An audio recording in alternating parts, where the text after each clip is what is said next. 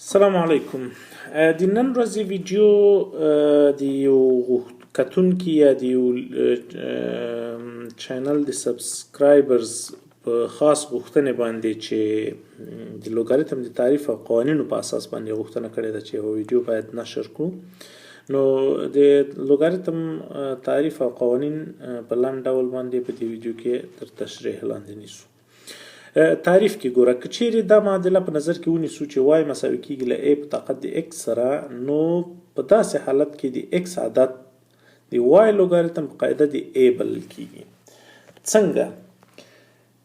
په عددي ډول باندې که چیرې داسې یو معادله ولرو چې لکه مثال 8 چې لیکو چې دا کیږي 2 ضرب 2 ضرب 2، همدارنګه 8 داسې هم لیکلی سو 8 مساوي کیږي 2 په طاقت د 3. نو همدغه معادله که چیرې غواړو د لوګاریتم په شکل باندې ولیکو، دا د لوګاریتم په شکل داسې یو حالت غوره کوي چې لیکل کیږي چې لوګاریتم د 8 په قاعده د 2 مساوي کیږي له 3 سره. نو دغه عدد ښي طرف ته کوم چې لوګاریتم ده چې موږ لاس ته راوړو، دا هغه عدد ده چې دغه قاعده په دې باندې په دغه طاقت باندې جګیږي، یعنی 2 په طاقت 3 لیکل کیږي او دغه عدد لاس ته راوړي 8 لاس ته راوړي. نو دا برخه تعریف شوله. اوس راځو د لوګاریتم قوانینو ته. د لوګاریتم قوانین تقریبا د طاقت له قوانینو سره ډېر فرق نه لري، خو ځکه چې لوګاریتم بل رقم لیکل کیږي ځکه قوانین هم زره بل رقم ښکاري. خو موږ به جدا دلته لیست کړو. لومړی قانون د لوګاریتم داسې دی چې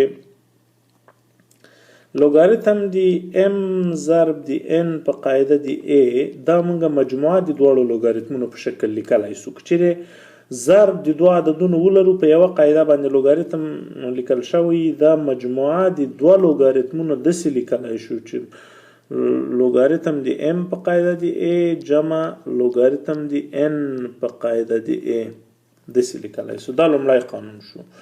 دویم قانون داسې دی چې که چیرې تقسیم ولرو چې لوګاریتم په قاعده د a د m پر n، دا نو موږ په داسې حالت کې لیکلی شو چې منفي یا تفریق د دوه لوګاریتمونو هغه داسې چې لوګاریتم د سرعت په قاعده د a منفي لوګاریتم د مخرج چې n ده په قاعده د a. دا شو دویم قانون.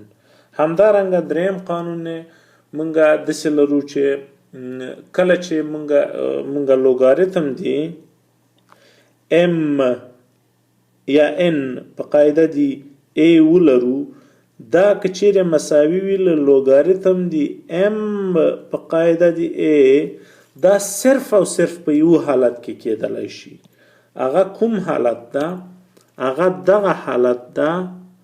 ګوره دغه دو طرفه تیر چې دا معنا دا لري چې صرف او صرف په دغه حالت کې کېدلی شي چې خپله دا m له n سره مساوي وي، m مساوي وي له n سره. یعنی په بل حالت کې چیرې دا دواړه فرق ولري په هیڅ صورت کې دا مساوات صورت تحقق نشي موندلی.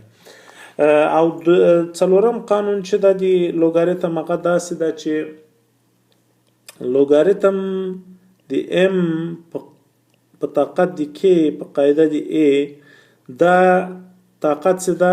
دا ضریب جوړېدلی شي داسې چې دا مساوي کیږي له k ضرب د لوګاریتم د m په قاعده د a. د ټولو کې به یو بیا عددي مثال هم وړاندې کړو. او بیا ورپسې موږ پنځم داسې یو حالت لرو چې که چیرې ولرو چې لوګاریتم دی a په قاعده دی a ولرو، همیشه دا یو کیږي. دا ګوره د طاقت په شکل کې ولیکو، هم دا a په طاقت دی یو باید مساوي شي له a سره، که نه دغه د لوګاریتم او د تعریف په اساس باندې دا دواړه یو شی دي. نو بل شپږم مثال کې داسې لرو چې لوګاریتم دی یو په هره قاعده دی a چې هر څه وي صفر ده. هغه په دې وجه باندې چې a په طاقت د صفر همیشه یو ده، a چې هر څه وي بغیر له صفر نه. او بل وم داسې یو قانون لرو چې که چیرې ولرو چې لوګاریتم دی A په قاعده د K په قاعده د A ولرو، دا د دغه پخواني څلورم قانون په اساس باندې K نه ضریب جوړولی شو، K دلته راوړو، نو لوګاریتم دی A په قاعده د A پاتې کېږي، او لوګاریتم دی A په قاعده د A د پنځم قانون په اساس باندې یو کېږي، نو ځکه دا K ضرب یو کېږي، نو ځکه دا K کېږي. او اتم چې دا هغه داسې یو څه لرو چې که چیرې A ولرو، A په طاقت د لوګاریتم دی په قاعده د A د X دا دغه په طاقت او خپل لوګاریتم دا دواړه معکوس عملی دي، یو بل لکه ضرب او تقسیم غوندې کنسلوي، نو دا به ټول کنسل کیږي، دا موږ ته X لاسته راوړي. نو اوس به یو څو ساده مثالونه په لوګاریتم کې حل کوو. اوس په دغه معادلو کې وای مجهول پیدا کړئ. نو کله چې په لوګاریتم کې غواړو مجهول پیدا کړو، تر ټولو لومړنی کار چې دا هغه مونږه د طاقت په شکل باندې باید ولیکو. طاقت په شکل چې ولیکو بیا ډیر واضح ښکاري او مونږ پوهیږو چې څنګه دا مجهول پیدا کړو. ګوره د لوګاریتم د تعریف په اساس باندې مونږه دغه لوګاریتم داسې لیکلی شو چې 2 په طاقت د 4 باید مساوي شي له X سره.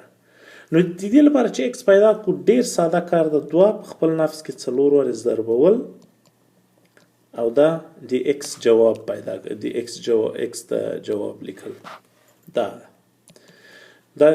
څو کېږي؟ دا 14 کېږي. نو د دې لپاره X هم باید 14 اوسېږي په داسې معادله کې. په دویم قدم کې ګوره ساده یو بل خبره غواړم تاسو توجه ته راولم. د هغو لوګاریتمونو چې قاعده یې 10 وي هغو ته اعشاري قاعده وایي، اعشاري لوګاریتم وایي.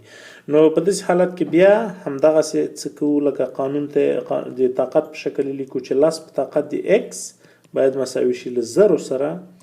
نو 10 په کوم طاقت باندې باید جګ شي چې 0 راکړي؟ طبیعي خبره ده 10 په خپل نفس کې باید 3 وارې ضرب شي که نه، تر څو موږ 0 لاسته راوړو. مساوي کېږي 10 په طاقت د 3 مساوي کېږي له 0 سره.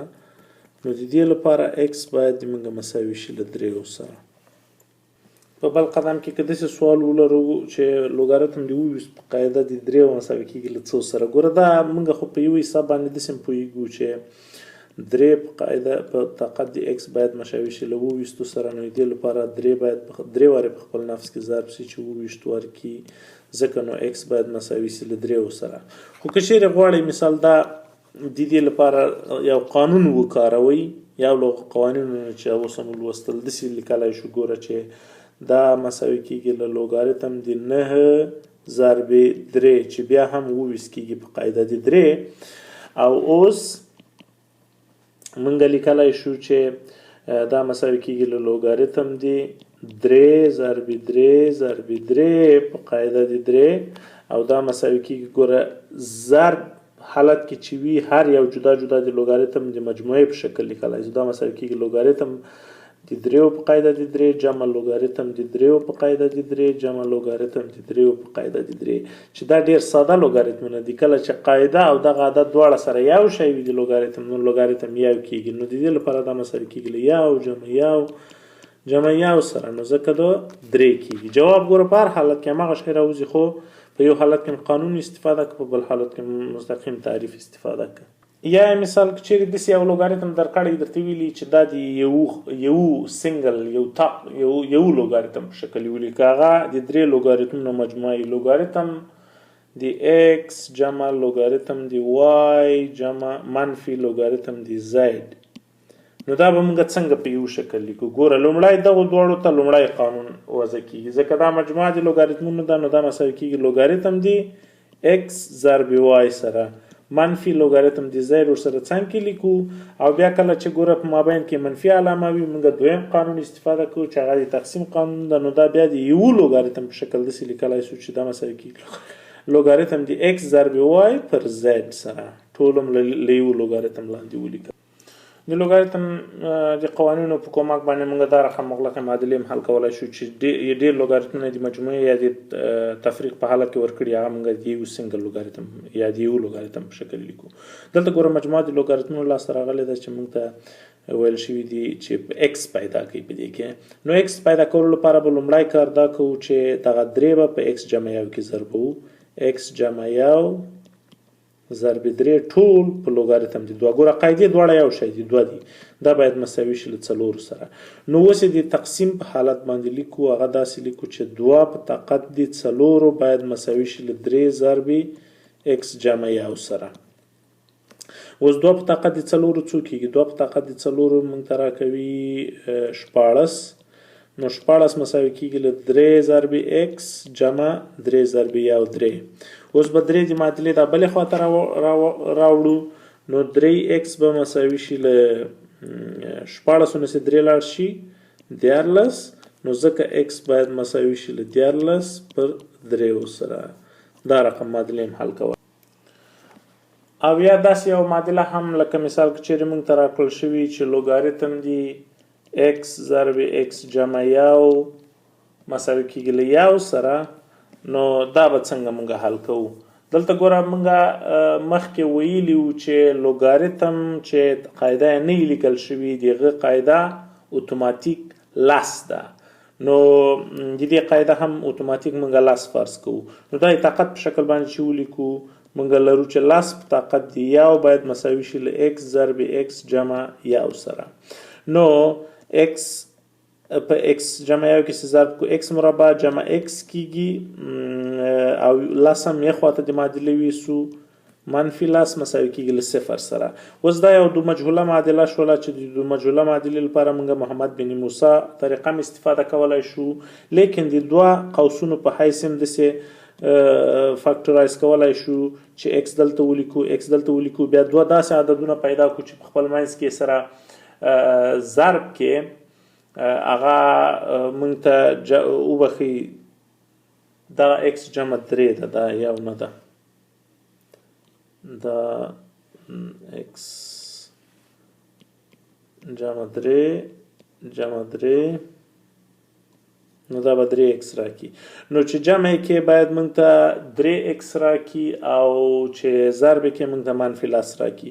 نو داسې عادات به وي چې مثبت 15 او منفي 2. ځکه چې ضرب کې منفي لاس راکوي چې جمع کې مثبت 3 راکوي. نو ځکه یو x مساوي کېږي له منفي 15 سره او بل x مساوي کېږي له مثبت 2 سره. نو بیا هم د لوګاریتم د قوانینو په استفاده باندې موږ دا رقم 1 درجه‌ای 2 درجه‌ای حتی لا 2 مجهوله معادلې هم حل کولی شو. خو هغه به د باقي آینده ویډیوګانو لپاره پرېږدو. نو که چیرې تر اخره پورې مملتیا کړې وي مننه. هیر مو نشي چې زموږ چینل ته سبسکرپشن وکړئ او د فیسبوک صفحه مو لایک کړئ تر څو له راتلونکو ویډیوګانو نه به خبر اوسئ. مننه.